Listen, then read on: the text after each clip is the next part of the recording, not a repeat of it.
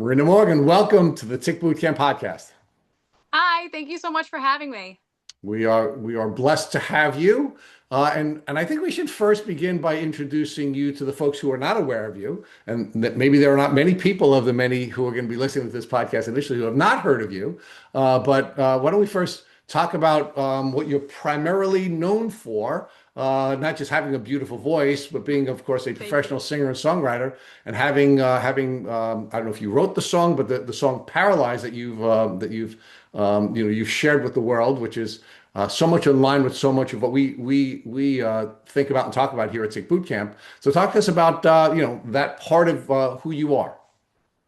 Yeah, so when I originally was diagnosed with Lyme disease, like during that time, it was really difficult to cope with because, um, which I feel like a lot of other people go through with this, is that you feel very detached from like not just the world, but like the people around you. And I needed an outlet to sort of figure out like how to get through it because it was just so difficult.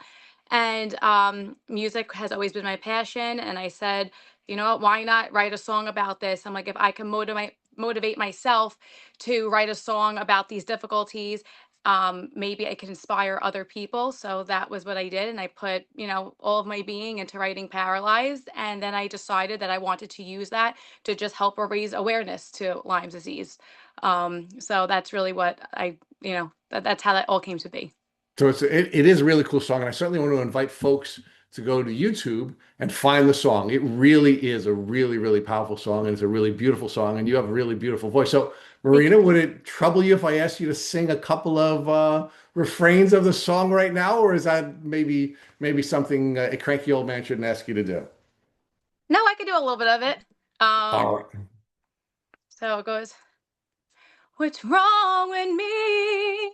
I can't breathe, but I won't be paralyzed, fighting back all my fears. 'Cause I won't be paralyzed. That is beautiful. Thank So you. I rarely clap at this stage of a podcast, but that was really, really beautiful. So talk to us about what inspired you to write Paralyzed, because I want to talk to you a little bit about this as we get to the end and the transformational portion of the podcast and some of what we've learned about the paralyzing nature of Lyme disease, which is why this song spoke so powerfully to me. But talk to us about why, you wrote about your experience as a paralyzing experience, or I guess would it be proper to say a paralytic experience? Yes. So, there was a few things that actually made me write about paralyzed specifically, and one of the reasons was because I was having issues walking at the time.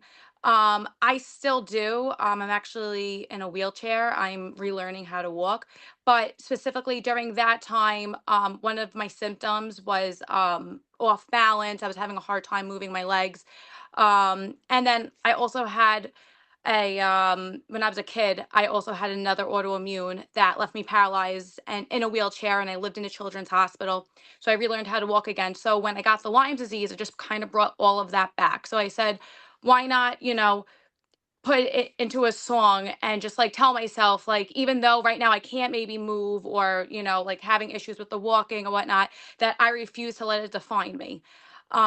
Which is why that's how like paralyzed. And then I just also said, like, paralyzed could mean so much to different people. It doesn't have to just mean like I can't walk, because like with Lyme disease and really any autoimmune, I just feel like you do feel like stuck in like, one split in one space. And you just don't want to feel like that, and you want to push it and you want to overcome that. So which is why, I just felt like paralyzed just felt appropriate. I connected with it, and that's how, I ended up coming up with that idea. That's really beautiful. It really is beautiful. And so one of the things we've talked about here at Tick Boot Camp, from the over 600 people we've interviewed in a long form podcast, is that we as human beings are physical beings, we're emotional beings, and we're spiritual beings. And what we find is that Lyme disease is not just paralyzing physically, but it's also paralyzing emotionally, and it's also paralyzing spiritually. So much so that it, in many cases, causes you to suffer an identity shift where you really lose who you are. And we teach identity as being either a true identity or two false identities. You can have an identity, you can have a my identity, or you can have a lie identity, right? And your identity is who God made you to be and who God made you to be to serve, and the people you're supposed to serve. But what happens, unfortunately, is when we get sick from Lyme disease, in many cases, we lose our rudder, we lose our identity, we fall down into believing all the lies we've been told during the course of our lives, right? Our emotional immune system breaks down, right? And we start to believe all the lies that we've been hearing all during the course of our lives about what we can't do and who we are not. And then, of course, in many cases, what happens is instead of having an immune system that will protect us from that, what we then is we then begin to create a response to that, which is what we call the my identity, right? And we create this false identity to disprove the lie identity, right? But it's still not who we are, right? And it's because we're paralyzed from seeing our true essence. We're paralyzed from serving the people we're supposed to serve. And because we're paralyzed from doing that, we're not just physically paralyzed in the cases like folks like you are struggling physically, but also emotionally and spiritually. So talk to me about that observation that we've made here at Tick Boot Camp, where it is paralyzing in every level, and how does that relate to the way you wrote the song? So basically, I do like I agree with you with the whole like, you lose like your identity with that because, I was definitely I definitely feel like I've lost myself like over the years with, just with dealing with it. And that's how I was feeling at the time when I was writing the song because I was super outgoing. I was with my friends all of the time. I mean, I was 22 when I got diagnosed. I was at like the peak of like my of like my young adulthood. So like I was like I wanted to be involved in everything, wanted to do everything. I was working.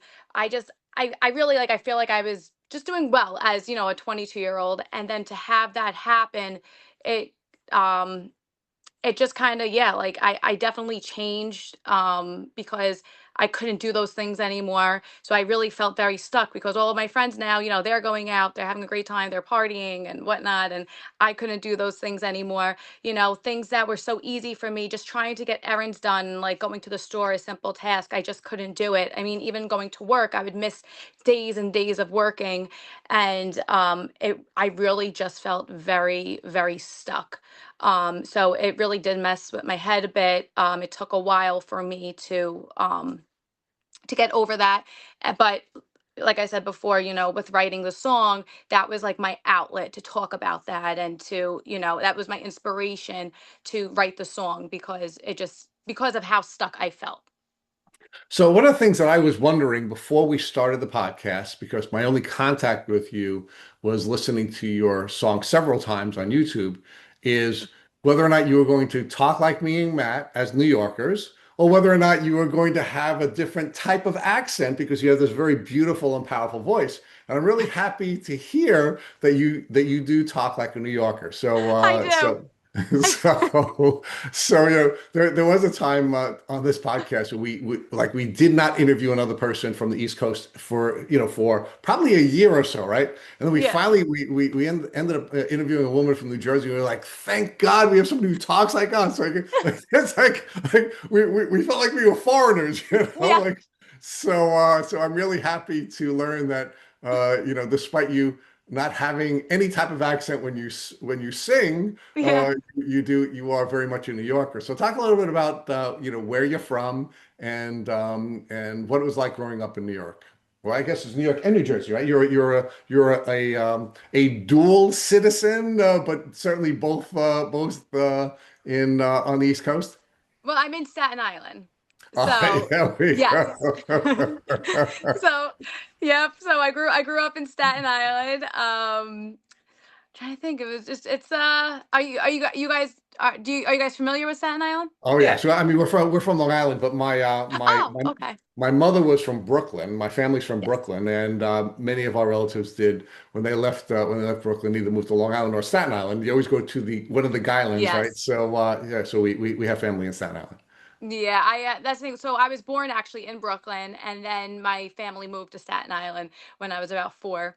So yes, I've been, I've been here, pretty much. I mean, um, I don't know what to say about growing up here. I No, mean, no, no. I mean, again, it's pretty boring. we're just trying to, we're just trying to, we're just, I mean, yeah. I love it. It's a little boring.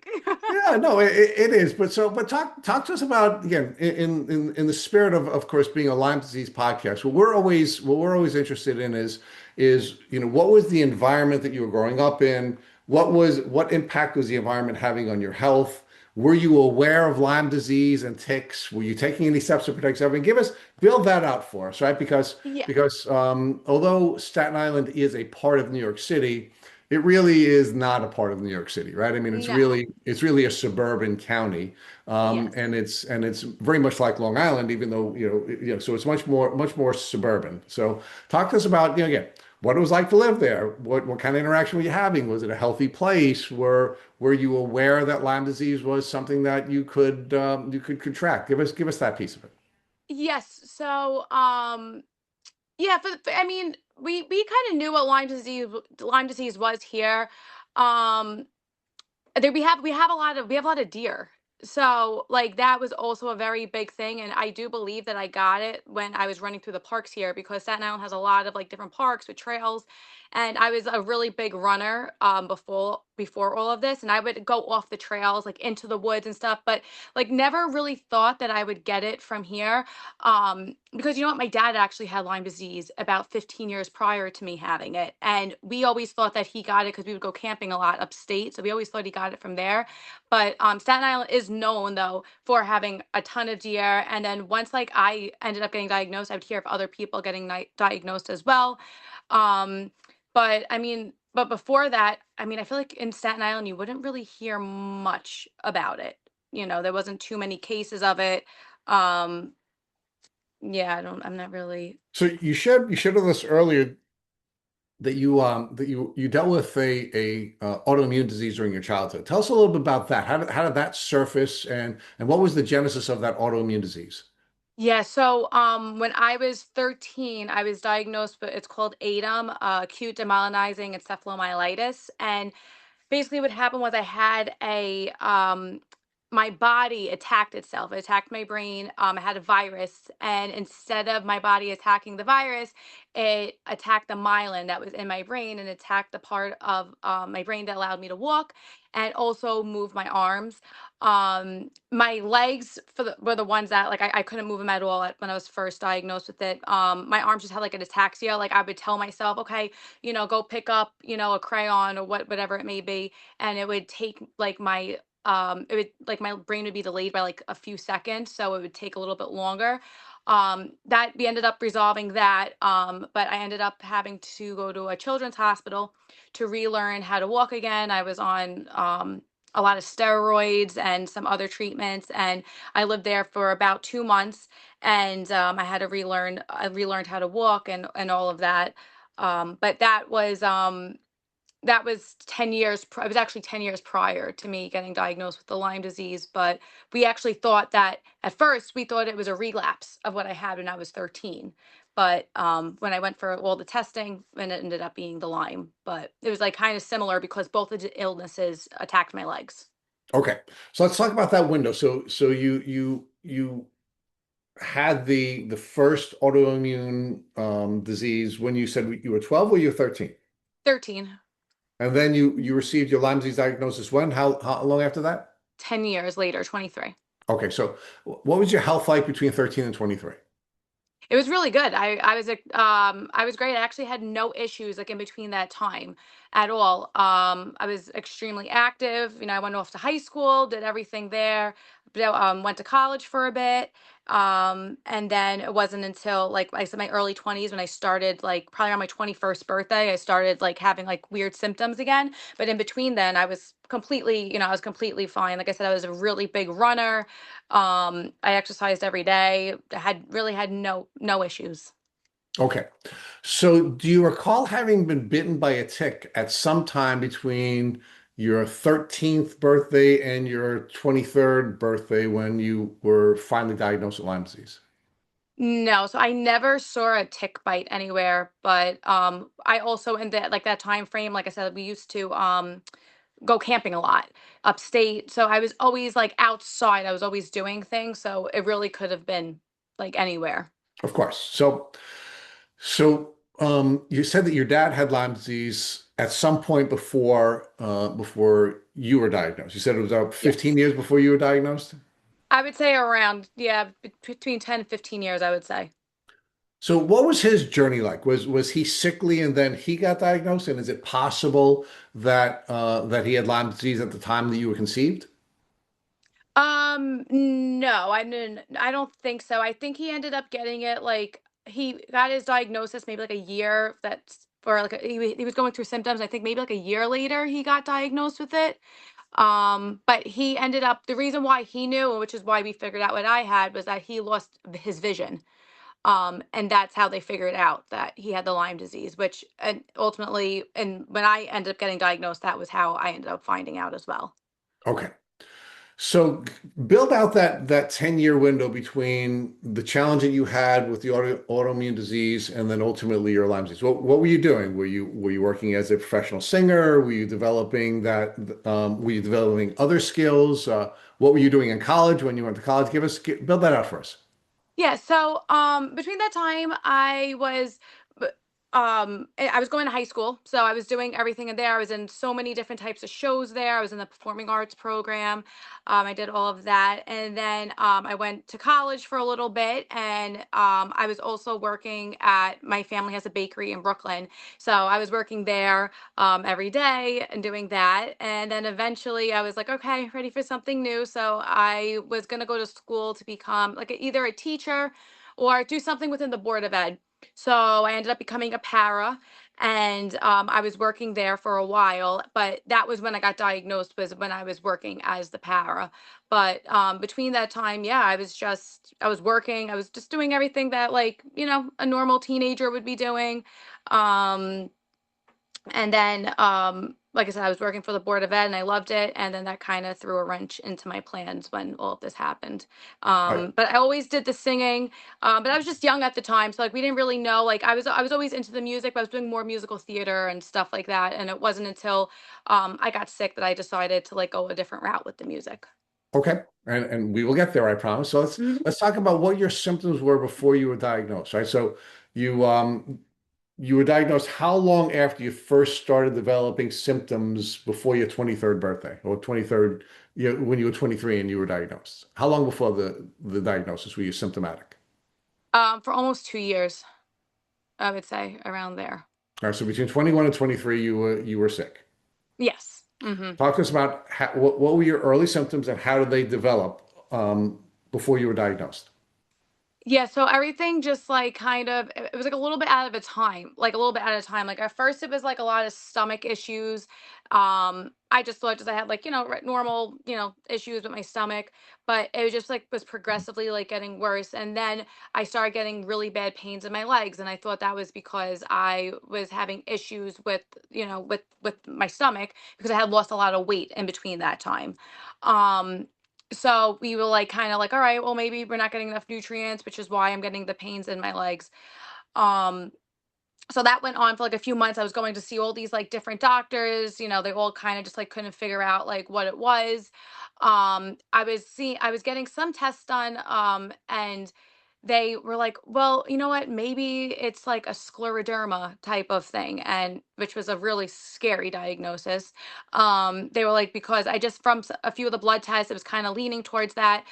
They also were saying maybe it's MS, because I started having issues with my balance. Like I never fully lost the ability to walk when I was first diagnosed. But I had a lot of issues with my balance. I had a lot of issues with pain, and my hips would give out. So I would just like be like walking and my hip would give out and I'd randomly just go down. Um, and then finally, I had all these other doctor appointments set up because this one doctor had said, I have a feeling it might be this scleroderma. And I was sleeping one night. I woke up and I lost the vision in my eye. And I ran into my parents' room and I was just like, yeah, I was like, I don't want to freak you guys out, but I can't see. It was only one eye, but they, so then when that happened, my dad was like, "Oh, this has to be Lyme disease. There's no way." And so I went, ended up, he got me right in the next day with his Lyme disease doctor, and that's how that came to be. Okay.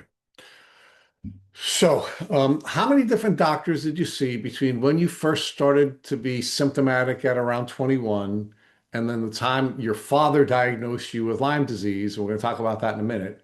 Yeah. How many different doctors did you see? I would say between like 4 and 5.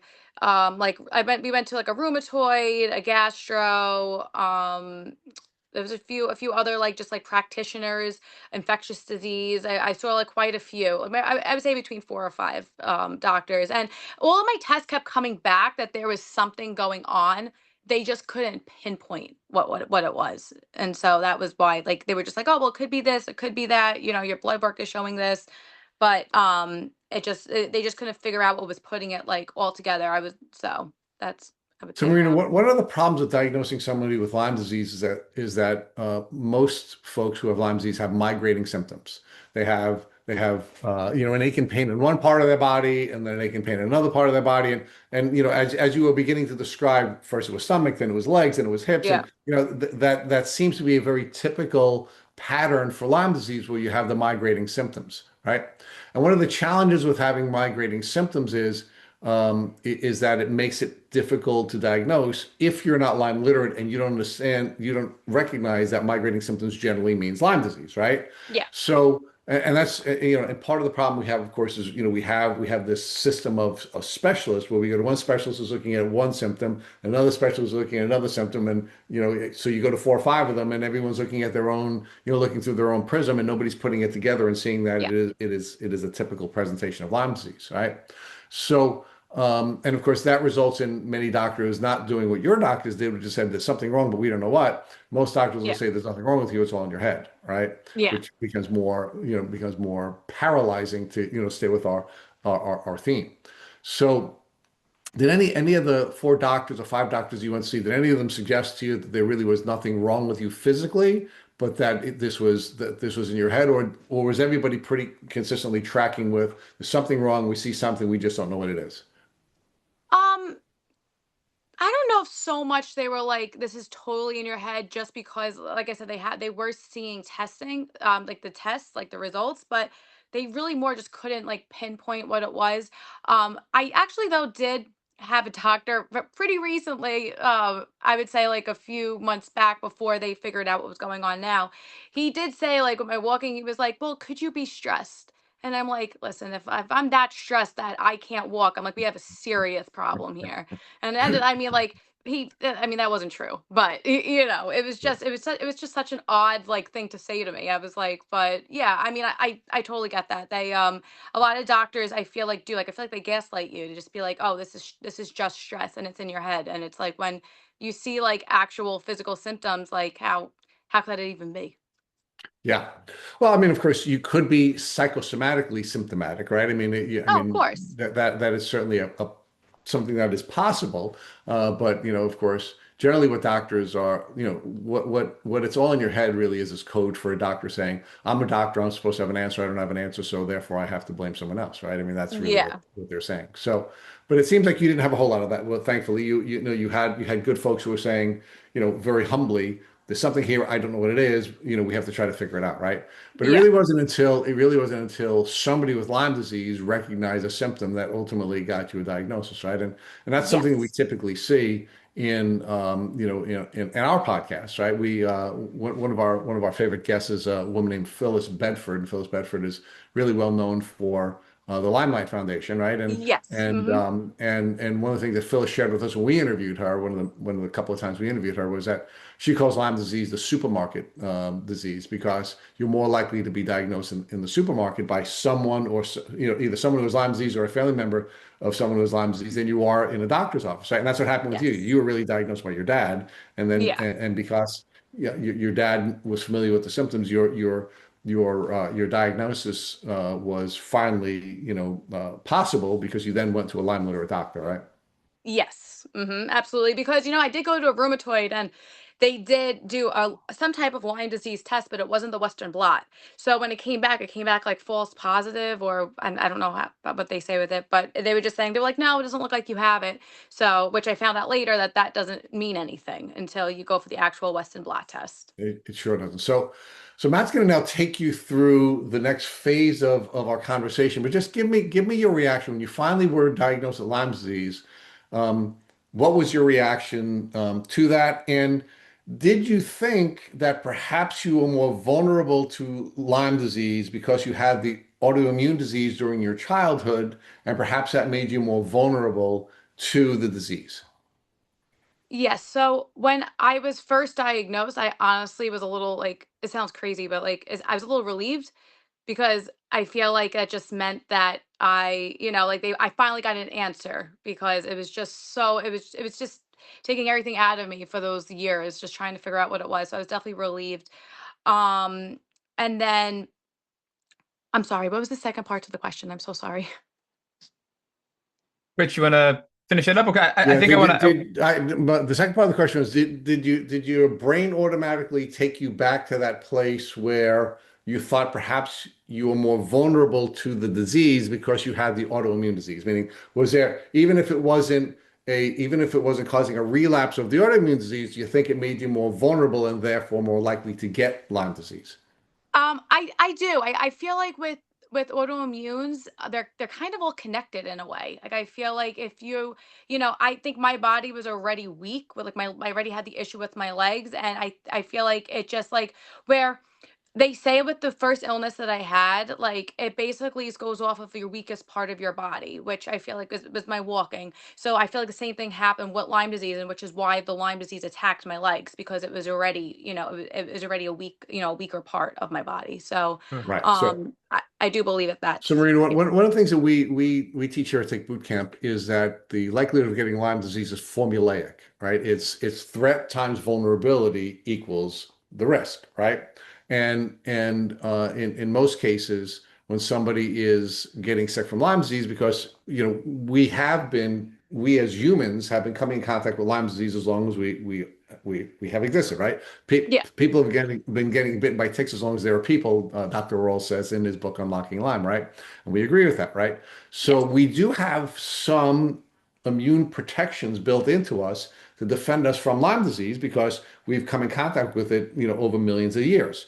The problem, of course, is that we will get sick and certainly chronically ill if we are vulnerable. And so the reason I'm asking you the question is, I'm wondering where your brain took you when you got the diagnosis. Was it, wow, this caused me to have a relapse of my prior autoimmune condition, or was it, wow, my autoimmune condition made me more vulnerable and that's why I'm sick, or something else?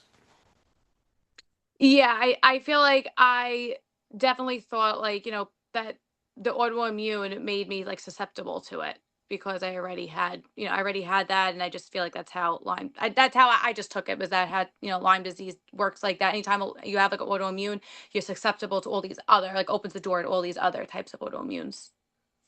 Yeah, and hearing your story, Marina, it's so similar to mine in regards to so many things. The first one being that you had this autoimmune predisposition or background before getting infected with Lyme, which is why I think it was so much more severe in you than other people, right? And I think that was Yeah. true of myself as well.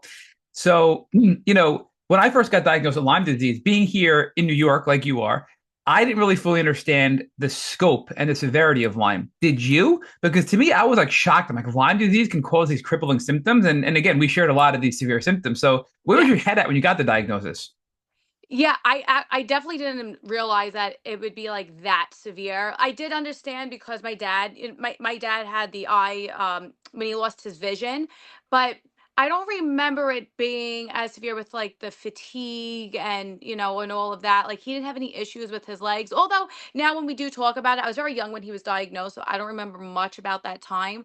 But he does say, he was like, still today, like he was like, I do have my days where like I do feel like it still wipes me out and everything. But I definitely was not aware, because I've heard of other people getting it, and I've heard that they've had issues with like their joints and like their knees and like all of this stuff, and it being like like very hard for them. But I don't think anybody like prepared me for how difficult it actually was, and it just made me have a whole new lookout on like the whole entire illness in a whole.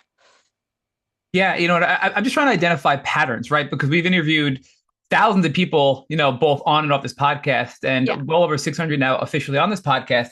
And some of the patterns I see, another one is that I'm seeing in you is when you're go, go, go, go, go, you're this extrovert and you just Yeah. have this get it done mentality. And I was the same way, and a lot of us are. And then you have a harder crash. So do you think that, like, I feel like there's so many patterns here that we're building together, so it's interesting on that end. And then also being in the athletic side, you said you were an avid runner. I know you mentioned earlier with Rich as well, and you'd run miles every single day for fun. And I did the Yeah. same. So, then we've had people on the podcast talk to us about over-exercising and how it can actually weaken your immune system and how it can actually hurt you and make you more susceptible. So I wonder if you thought about that as well, kind of looking back at your crash and your illness, when you were 23 years old. Yeah, I mean, I do also believe that like I feel like, because I was, like you just said, like such like an extrovert. I was always go, go, go all of the time. I do think it made me more susceptible to it. Because I just feel like you do hear a lot of times that people that, have all this like stress and everything. And I was somebody that like I would do a lot, but I also wanted to be like perfect in everything I did. And I put so much effort into every single type of thing I did throughout my day. So I feel like, with the stress of that, I and the exercising and, trying to be perfect with the exercising and all of that, like, I definitely think it played a part into it because I just like, I feel like I did it overran I would overrun myself. I don't know if that's the right way to say it. Yeah, no, I you're would, right. I would overdo it all the time, basically. Yeah, no, but I think that's a huge thing. You put a lot of pressure on yourself, and that pressure builds up, and then it takes a physical toll on your body because you're pushing yourself probably when more than you should be physically. Yeah. It's pressure on yourself mentally because you're putting too much pressure on yourself in that regard. And again, I'm speaking from shared experiences here, so I just Yeah. try to identify patterns to help other people reflect back, and even people that hopefully are listening to this podcast that aren't sick of Lyme to have these warning signs and things that they can maybe reflect on to see if they have these type of things that can make Lyme worse for them, right? Now, Absolutely. when you got diagnosed and you had this epiphany that is Lyme disease, I'm curious, did you realize what kind of, and again with your father, I guess it's different, but what kind of treatment did your dad get, and then how did you decide to get treated with your your primary care doctor at the time? Yes. So my dad got the IV antibiotics. But he did it for 30 days. I remember he did it for 30 days. And after that, like his eyesight came back and he was, pretty much back to normal for the most part. So he brought me to the same doctor. And when we went there, like he decided that, the IV antibiotic would be like the best course of treatment as well. So I ended up with a PICC line, and I was on it for about 18 months. Um, until, for the most, my eyesight came back maybe like 3 months in, but all the other symptoms kind of lingered. So we just kept going, to overtreat it. And then after that, like, for the most part, I was sort of back to normal. I still had issues with my legs, but I was walking and, doing all of that. Yes, I'm curious, where are you at when it comes to your personal life? Because 23 is such an important age in life. Are you working? Are you in school? What's your personal life like, and how is it impacting your ability to function in a normal way when you're so sick and you have an IV PICC line in your body, which is a sensitive thing attached to your arm and to your heart? Yeah, so that was very difficult to navigate, because so I was working in a school system, and I would have to, I had to, keep the port, clean and everything, and it was a little difficult. I ended up having to leave the board of ed because of that, because it was just too high of a risk. So that, that didn't feel too good. And also too, like, going out with friends, because I was, like I said, I was young. I was all about that. And I just ended up like I couldn't really do much because I had to, make sure that, I was being safe about everything I was doing with the PICC line. How was it socially? Because 23, you still probably have a ton of friends. You're an extrovert. You're going out. Did it change? Did people start dropping off? Did relationships kind of come in a different way? Because I feel like with your personality, you probably had everybody just attracted to you. And I think when you get sick, sometimes people that aren't that close or that are more not ride or dies drop off and kind of aren't there when you need them the most. I'm curious if that was your experience as well, similar to others. Yeah, it definitely was. I mean, I had a lot of friends and a lot of acquaintances, and I really got to see who my true friends were with all of this. Because I mean, like, as much as, like, people are nice to you to your face, but then I would hear things like, because I would have, like, don't get me wrong, I would have like some good days where I would try to go out and I would do things. I would take pictures and I would post them. But then, like, other times, like, I just couldn't do anything because I felt so sick. So I would hear things like, oh, well, she's too sick to do this, but, she was out the other, she was pictures of her out and about the other day, and she was, oh, she wasn't sick enough to do that. So, yeah, I mean, people really didn't understand it. Like, they don't get that. Like, it's kind of a day to day thing. Or not even say a day to day thing. I mean, because I do feel like most of us do feel symptoms or feel a certain way. Like, like, our baseline of feeling good is like different now. Like, you Yeah. kind of just learn how to deal with it. But some days are worse than others. And I just feel like people just can't understand that. And I definitely lost friends during that time. But I also, my circle became smaller, and now I just have my friends and my family that are there for me no matter how I'm feeling. I'm going to give you a couple hypothetical questions as a result of that conversation. Yeah. So if you and I met up again, and we're in the city, I'm there with Rich, and you're there with your family and friends, and somebody's there, and you hear somebody saying to me, "Hey, Matt, I don't understand. You're here, you're looking great, but I don't understand. How can you be so well and then so sick the next day?" And is saying those same things to me, knowing what you know now and being mature and growing and learning what you've learned about this chronic illness, how would you respond to that person in defense of me? Because I think a lot of people listening to this podcast need to know, what's the proper way to communicate that? Because it's such a common thing we hear in this podcast where their friends, their family members, their employers make these kind of comments because they can't understand and they don't get it. And I think it's important to have people that are further along in their journey, like yourself, help guide people in how to communicate and respond to those things that are earlier on in their journeys. No, absolutely. I mean, I would just say to them, like, you need to, I think you not to, I don't want to sound like mean, but, like, you have to, be a little more open-minded and educate yourself a little bit more on, how this illness works. That, it's different between everyone. You could have, a friend or a neighbor or whatever tell you that, they have it, but, like, they're fine. Because I find that people say it all the time. They're like, oh, well, so and so has this, and they don't have any of those issues. But that's the thing about this illness, is that, every person is different. So I would definitely tell them, be like, I think you need to, learn more about it, do your research, because it doesn't, we could, yesterday he could have been, he couldn't get out of bed, and, but today he's feeling better. So he's going to take the time he feels better to go out and, try to live his life as, the best he can. Yeah, what kind of advice would you give a patient who is in that journey as well? Because it's so confusing. And I think you hit it on the head where, like, you can go out and actually have a good time. Your baseline is different, but you can actually feel good enough to go out. But then there are times when you're debilitated and bedbound and can barely make it to the bathroom, right?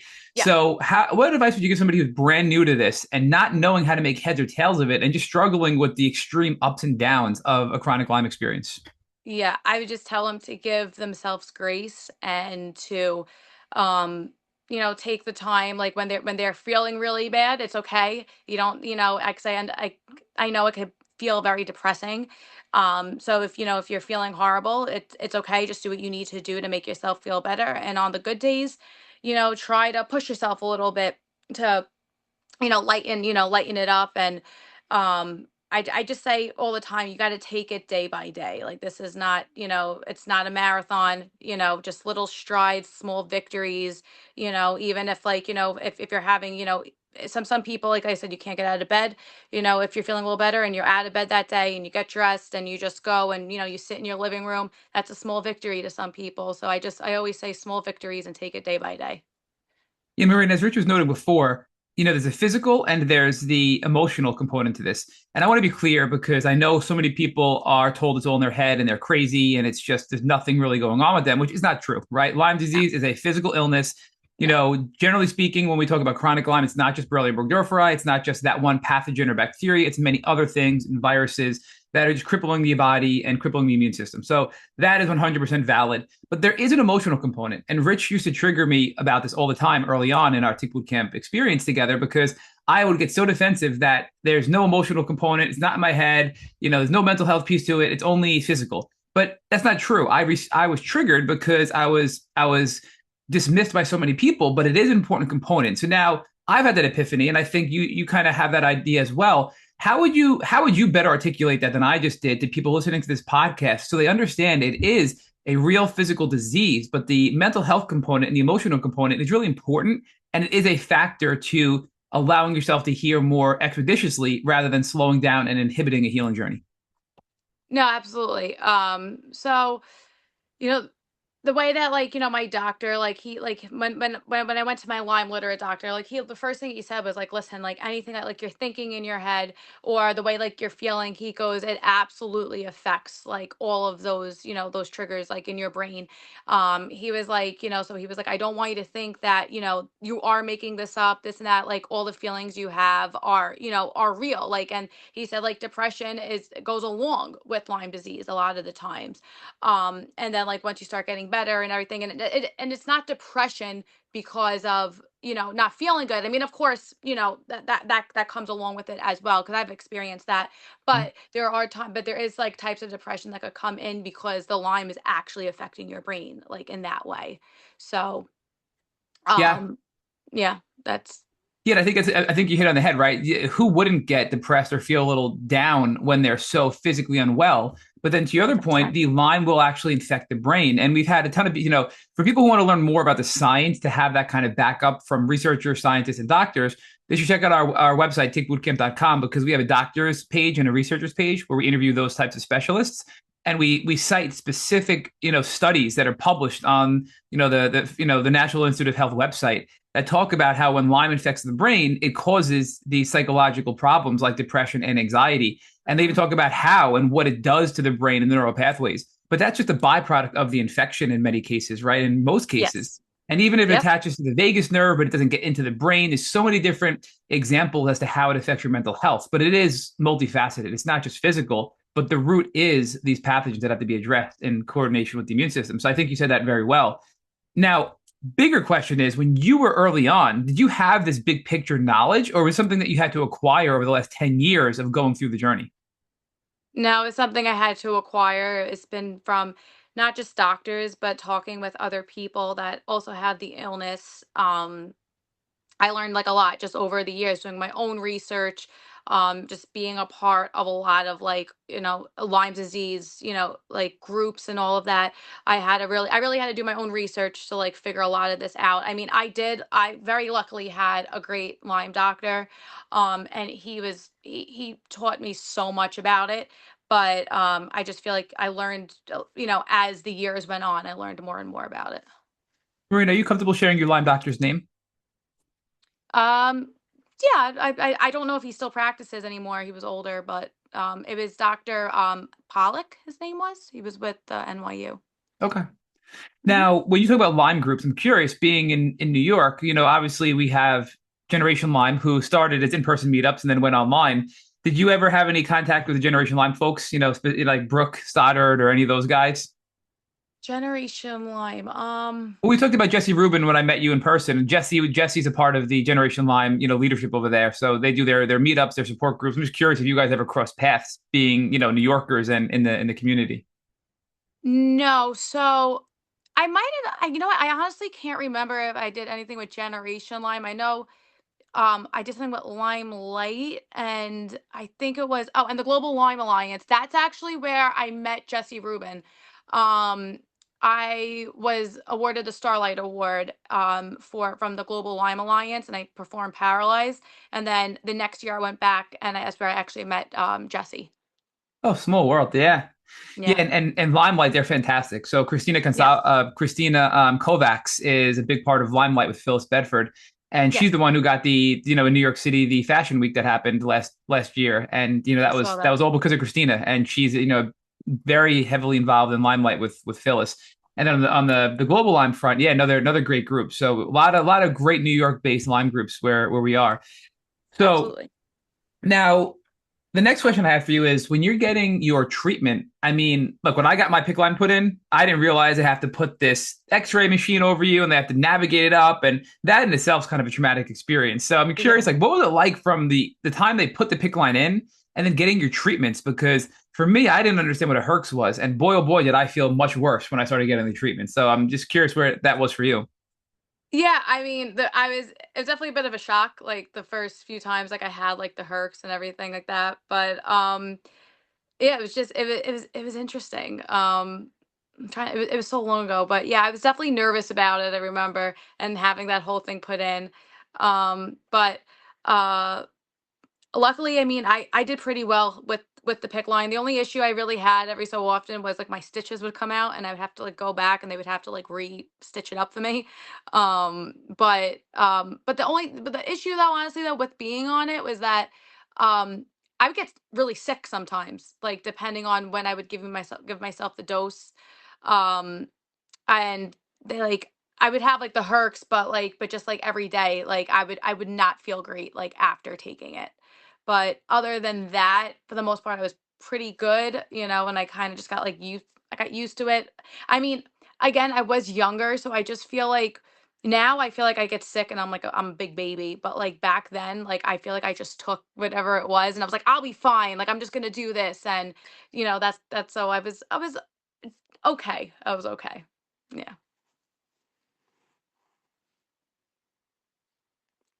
I think you're Yep, I am muted. sorry. Thank you. Sorry about that. So good catch. I saw you looking at me. Uh-oh.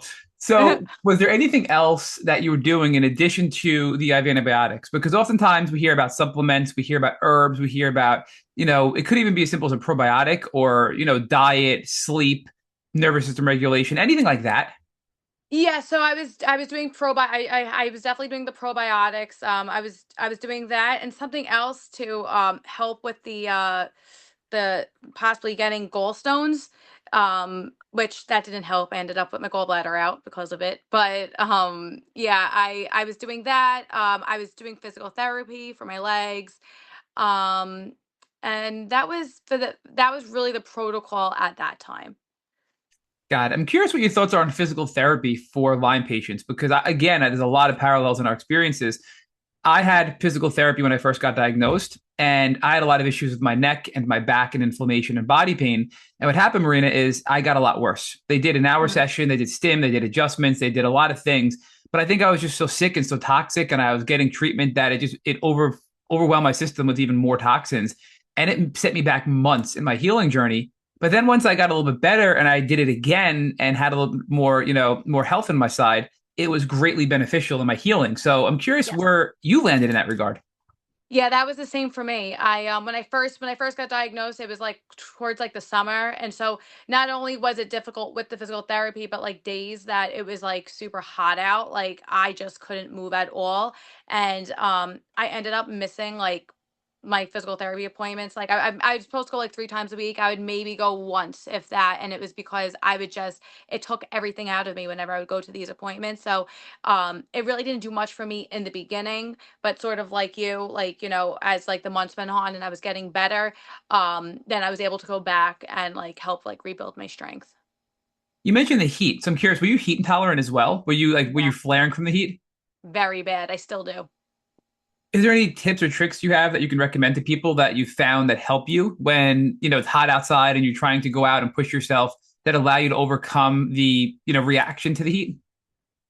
Um, I honestly on really for like days like that, I try to just do anything I can like indoors for the most part and not like put myself out there for that. Just because I do react like so severely to it. So I would say just if you can avoid, avoid it. I don't really know. It's something I'm still kind of trying to figure out because I just when I know it's going to be like super hot like that, I just stay in because it's just not good for me. Yeah, and I think when you're sensitive to it, your advice is very sound because when you're in that position still, you don't want to go and be exposed and then have even worse symptoms, and then it's going to take even longer for you to work towards healing because you're setting yourself back. So I think you have to read Exactly. your body, which is the most important thing. Listen to your body signals, and then determine where am I at, and can I try to push a little bit? And if so, let's try it. If not, let's wait until I can get to that point. Yes. Now, what made you decide to do, I think you said 18 months? Is that what you said for Yeah. antibiotics? Okay. Hmm. When did you decide with your doctor to stop taking the antibiotics? And what was your health like at that time? So, um, I, for the most part, I mean, I still wasn't feeling 100%, but I just feel like the antibiotics in general were taking a toll on my body. And it was getting to the point where I just felt like I was just feeling like really just so sick from taking it. And I just said to him, I'm like, listen, I'm like, maybe we should just look into taking a break. And he did agree. He was like, you know what? He was like, let's take you off. You've been on it for a while. He goes, let's give your body like a few months to see like where you're at.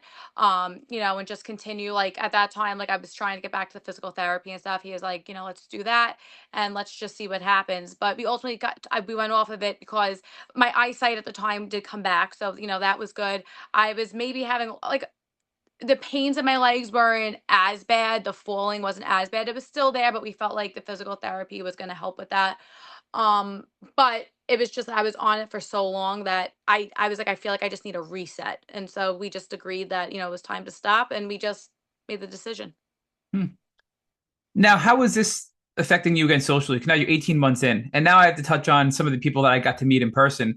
One of the first persons I'm going to kind of touch on what Rich touched on. So for everybody listening, I met you, Marina, at Nicole O'Donnell's book launch in New York City. And I've never met Nicole in person. I was in her book and Mhm. we chatted online. So I go there and I know nobody except Krista. She's the only person I knew. So I'm Yeah. going around introducing myself to everybody. Hi, I'm Matt. Who are you? Hi, I'm Matt. Who are you? And one of the first people I introduced myself to was, and I wish I can't remember their names, your friend who was the nurse. Very nice woman. You and I, and then Uh, she introduced me to you, and it was right at the yes. bar. Oh man, I can't remember her name. But anyway, you know what I'm talking about. She was right there. And Yes. what a fantastic person. I mean, she's like, I'm here supporting my friend, and that's how I met you. And she was just glowing to say how proud she was of you, right? And then Yes. and then I met your other friend, the young man who I think runs the gym or owns the gym, the boxing Yes, gym, Sal. right? Yep. Hmm. Sal, Hmm. and another guy who was just glowing like a true ride or die friend. And I'm like, man, this girl Marina has a really good friend circle. She's here with her team, right? Her crew. So it's cool to see that you have some strong friends still to this day that were with you through it. But was that still the case back then? I mean, were these some of the few people left at that time? Because now you're 18 months into an illness, and I have to imagine that's got to take a toll on your social relationships. Oh yeah. I mean, so as far as them, I actually met them um a few years later. I ended up going to that to my friend Sal's gym because my balance was still very off. And I had read that boxing is like good to help with balance. So I found, this gym and it says, I was like, let me just try it out the boxing. And that's how I ended up meeting him and then meeting all the people at the gym. And they've been nothing but supportive like throughout throughout the whole entire thing. um as far as back then, like I had a very small friend group because I did lose a lot of friends throughout like those 18 months, but I still had a lot of support then and there. But this new support that I have has been amazing because just they didn't know it, they didn't know me all the way back then, but they still like have supported my journey. And that was also how I met Nicole, because she was diagnosed around the same time that I ended up going to this gym, and then Sal introduced us both, so we were there to like support each other as well. Oh wow, what a small world! I mean, Yeah, what a perfect blend of everybody to come together to help each other and support each other. Now, absolutely. that on that note, did the boxing help? I'm curious because balance is a key issue for a lot of Lyme patients. You know, myself Yeah, included. I tease where I'm wobbly. So yeah. was it a helpful tactic? I mean, obviously it's good to get exercise if you're able to, but tell us what that was like for you and if you think it's worthwhile for us to try in the Lyme community. I mean, I definitely think it was. Just because you do like, so because you're not just boxing, like you're doing other things to help it, like, with the balance. So like we're doing like different like types of exercises. And he also understood that, I'm not coming in here just to like become like a boxer. Like I'm using it primarily to help with my balance. So I honestly, we just did a lot of like, different types of exercises. And just even just like when you are throwing punches and all of that and the coordination, like kind of takes your mind off of focusing on balancing. And it just kind of came with it. I don't know if that makes sense, but it just like It it all went does. together. Yeah. It does. I mean, you're building strength, You're building a Hmm. community because gyms are communities and families, especially that one. I mean, it's very clear. So you're Yeah. strengthening your body, you're building a community, you're getting more confident in your body's ability to move past this illness. So I think there's multiple benefits of doing things like that. And I think it's something that you have to be ready for because you couldn't have done that, I'm Yes. sure, earlier on because you were so unwell. But when you, Absolutely not. and that's why Yeah. you got to push yourself, right, Marina? Because you Yeah. said if you just stay where you are, you're never going to grow. So you got to little by little push and see, okay, that was too much. Let me pull back. Okay, that was enough. I can Yep. do that. I'm feeling good enough. And when you look back, you realize, wow, I've come a long way. And you keep doing that your whole life. And eventually, when you Yes. look back, even when you consider yourself quote unquote healthy, it's a good Yeah. approach to take in life. So, I mean, is there anything else you've done in addition to the antibiotics to treat any other, even little things, right? Whether it's just sleep recommendations, diet recommendations, whether it is social recommendations. I mean, like, I'll give you such a silly example, right? One of the things I get caught up on sometimes is like, I'll call being a negative Nancy, right? I'll be like at work and I get caught up in the drama and I'm like, nope, Matt, what's wrong with you? Stop that. It's not good for you, right? It's not good for your mental Yeah. health. It's not good for your physical health. So all around, I think that's something that like I try to be positive and optimistic because it really does matter and it does help you even if you're catching a cold or you're exposed to something. And it's such a little thing, but for me, I just think it's an important thing I try to do in my everyday life. So nothing's Yeah. too small. Anything else you want to share that you've done to help you get to where you are today? Yeah, I mean, I would definitely say, just like you, the positiveness. I have to because I'm somebody that could, like, and I wasn't like this before I got diagnosed with the Lyme, but I am somebody now that could get really down on myself and look at the negative side of everything. So for me personally, like I always have to look at the positive side because if I don't, like, I will go down like that rabbit hole if I don't. Um, but yeah, I mean, I would say that. I try to, eat better. I do feel like when I'm not like watching so much what I'm eating, it will have an effect on like how I'm feeling. Like I'll be more tired, I'll be more irritable. So I mean, I try. I'm not the best at it, but I when I can, I try to pay like more attention to that. Um, I do believe in my supplements that I take. I do feel like they help a lot.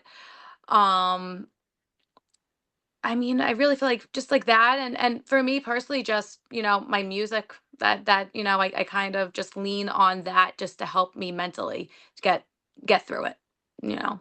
So could you tell us a little more about your diet specifically? Because I'll tell you, for me, a high protein diet and a low carb and a low sugar diet has been transformational. So I'm just curious, like what helped you on a diet standpoint that's really keeping you in alignment with what you feel your body needs with, dealing with Lyme disease?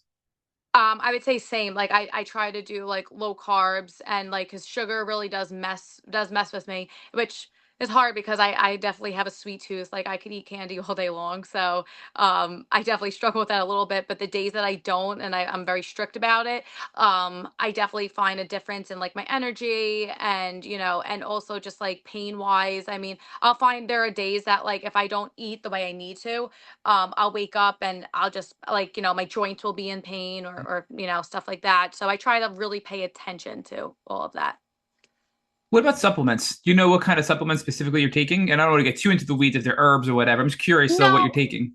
I don't do anything too like, too like intricate. Like I'm very big just with like my vitamin C, elderberry.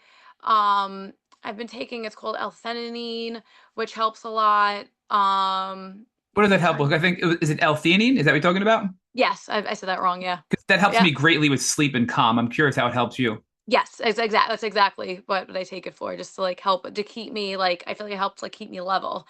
Um, so I take that. But I honestly I swear by the vitamin C and the elderberry. I feel like that helps me like it helps me. I feel like I don't get sick as much. Like it helps my immune system. Like knocking on wood. Like hopefully I don't get sick. But I feel like that definitely boosts my immune system to make sure I don't because that's my biggest fear in all of this is getting sick because I feel Yeah. like once I get sick, it spirals from there. Yeah, and look, I can relate to that fear, and Rich can tell you better than anybody. I mean, he's known me at my worst, and I mean, especially during COVID, right? I was really unwell during COVID, and it's scary, and it's something that I think actually hurts you when in your immune system because that fear weakens your immune system and makes you more susceptible to becoming sick.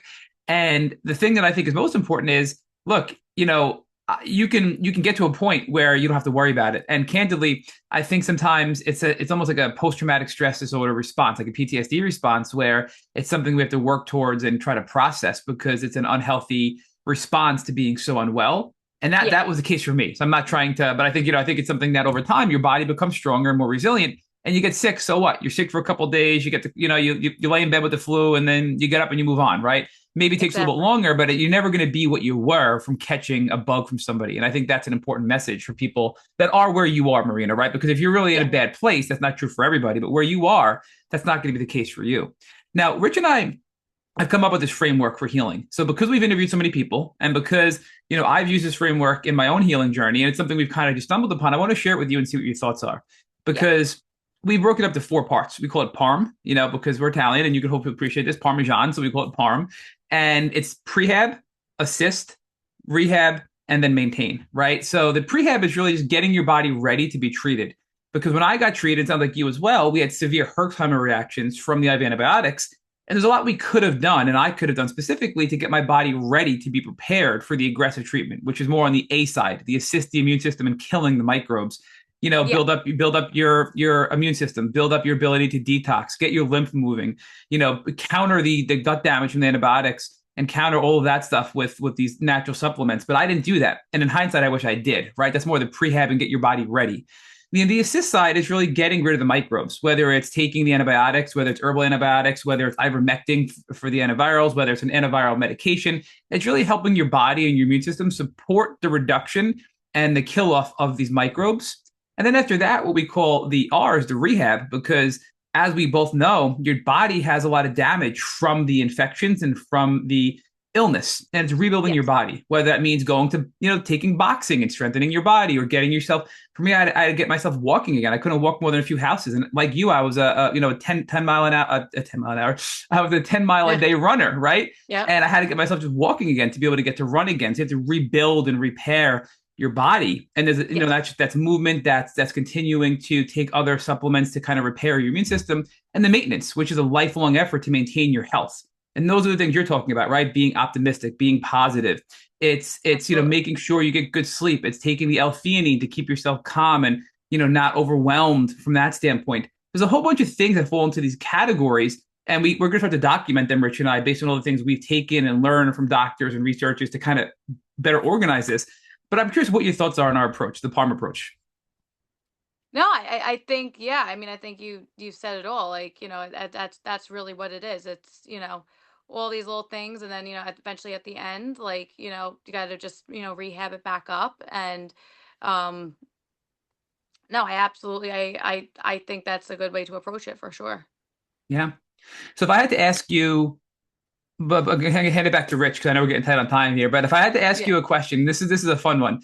If somebody listening to this podcast said, "Hey, I'm brand new to Lyme. You guys are scaring the crap out of me. I didn't realize what I'm in for, and this seems I'm really scared. I don't know what to do." What would your advice be to that person? A quick little response to give them some confidence, reassurance, and let them know that it's okay and they're going to be able to get through it, despite it being, yes, it's an awful disease, yes, it's a horrible disease. But how would you give them hope and inspiration at the beginning of this journey? I would just tell them that it's going to get better. It's going to get better. You just need to like take your time. You have to go for your treatments that, that you need to do.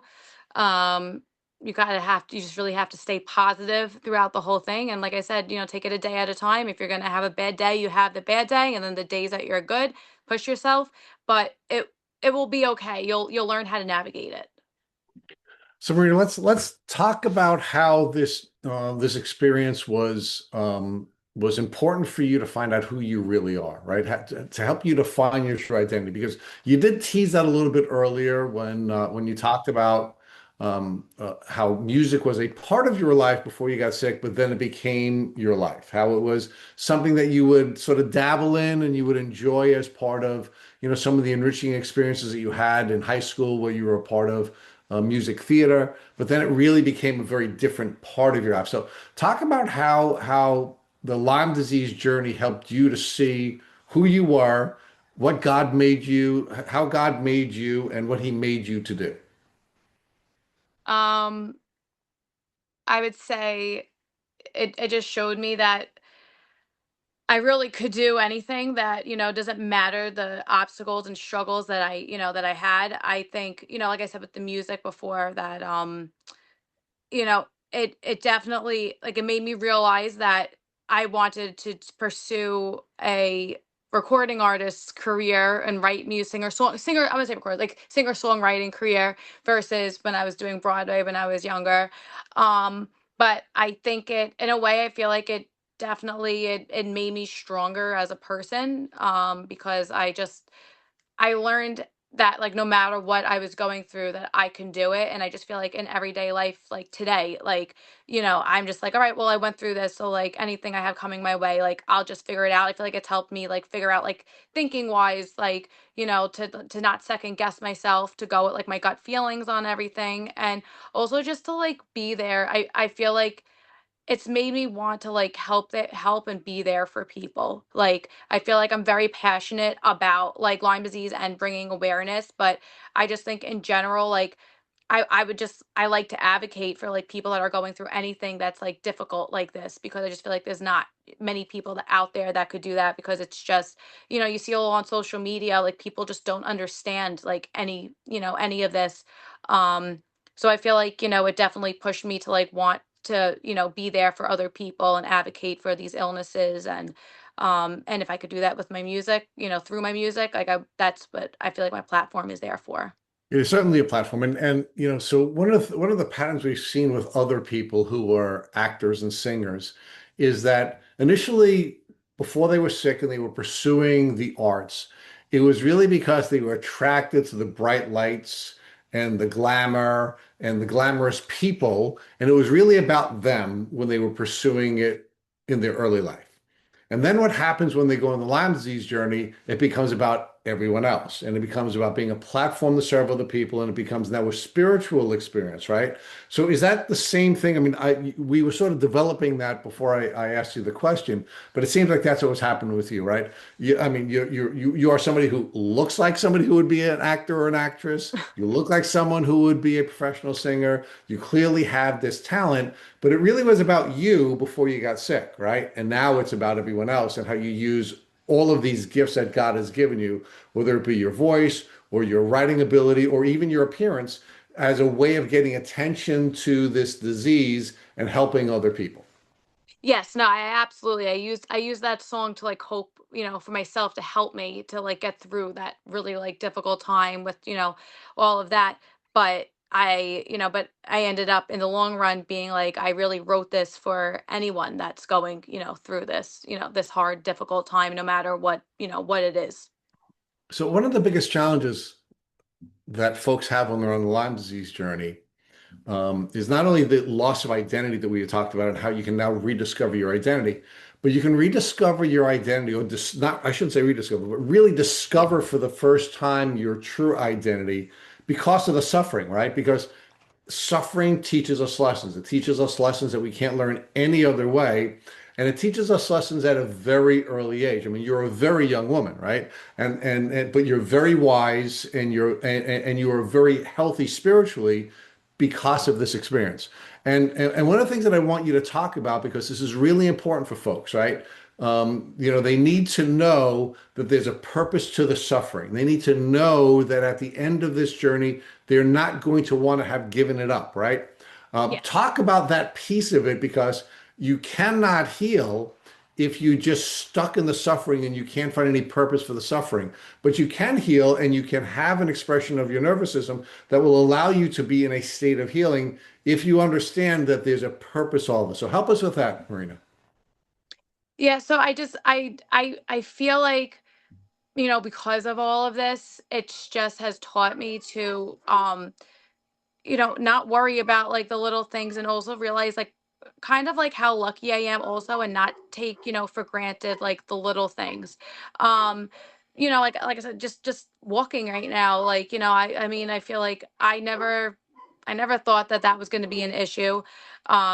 Just waking up and, like, feeling good, and not having a pain, or, just being able to go to, really, even like right now, like, even just going to the store, and making that be the one thing I do during the day, because I am so exhausted from, just doing that one little task. It's such a minor task to, like, so many people, but, like, for, like, me, it takes everything out of me for the day. So I just really think that, it has taught me just to, not take things for granted and enjoy the small things and like the small victories and, just in general.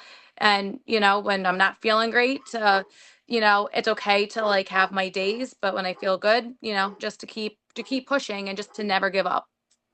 So let's sum this up, Marina, because I think you've really been, a really powerful teacher here during the course of this podcast. And I think one of the things you've taught that was really powerful, which is the last point, is first that life is really a miracle, and there are all kinds of really miraculous things happening every single day, and we just take them for granted, right? I mean, it's a Yes. miracle that we have cars that bring us from point A to point B. Something I certainly had taken for granted for my entire life until I interviewed someone who said that she couldn't drive for 2 years, and it was miraculous that, there was this thing called the car that makes it really easy for you to get from point A to point B rather than having to walk or any other, and she just enjoyed going out and taking car rides with her dog, right?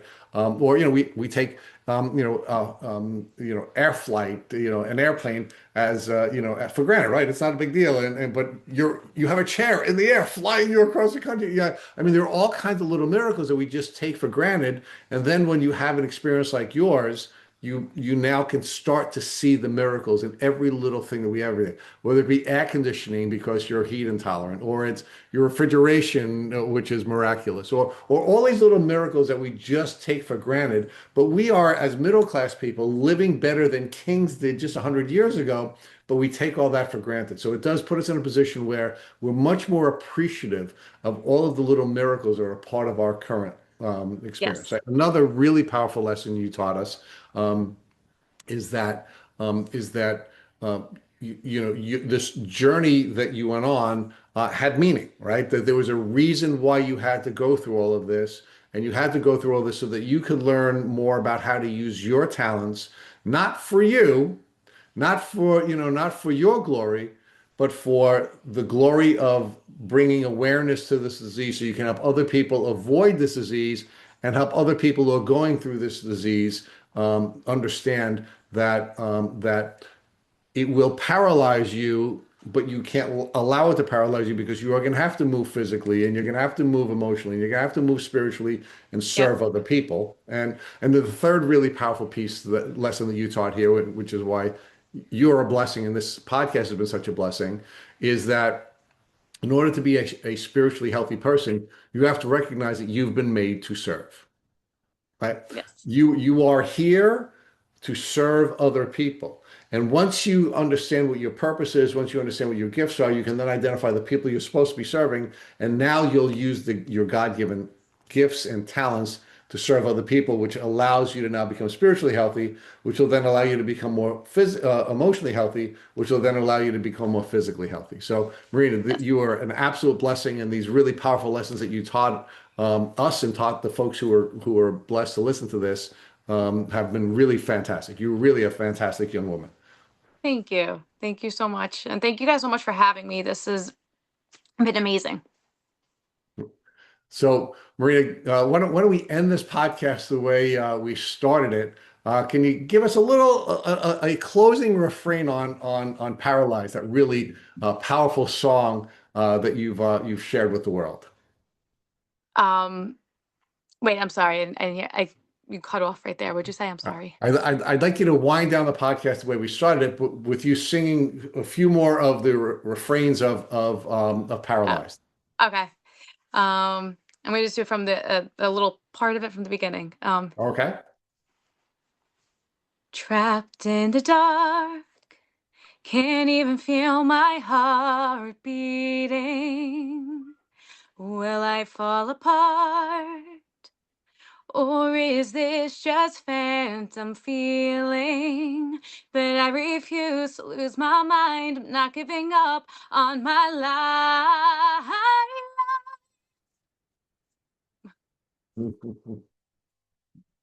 Thank you, Marina. It was a Thank you. blessing to interview you. Thank you so much. Thank you for having me.